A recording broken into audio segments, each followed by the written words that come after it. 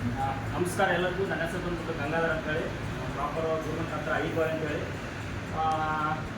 ಏನಪ್ಪ ಅಂತಂದರೆ, ನಾವು ಸುಳ್ಳೂರು ಏಳೋರ ಜೊತೆ ಕೂಡಿದ್ರೆ ಸುಳ್ಳು ಹೇಳ್ತೀವಿ, ಮತ್ತು ಕಳು ಮಾಡೋದ್ರ ಜೊತೆ ಸೇರಿದ್ರೆ ಕಳು ಮಾಡ್ತೀವಿ, ಸಕ್ಸಸ್ ಆಗೋದ್ರ ಜೊತೆ ಸೇರಿದ್ರೆ ಸಕ್ಸಸ್ ಆಗ್ತೀವಿ.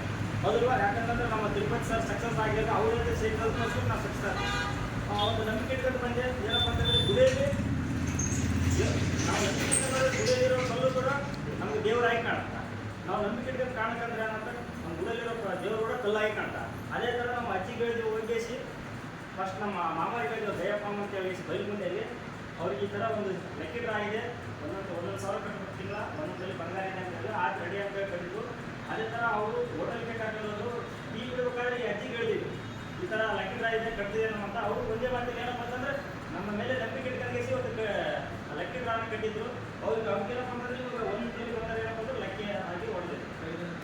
5ನೇ ತಿಂಗಳು ಲೆಕ್ಕಿಡ್ರ ನಮ್ಮ ಅಜ್ಜಿ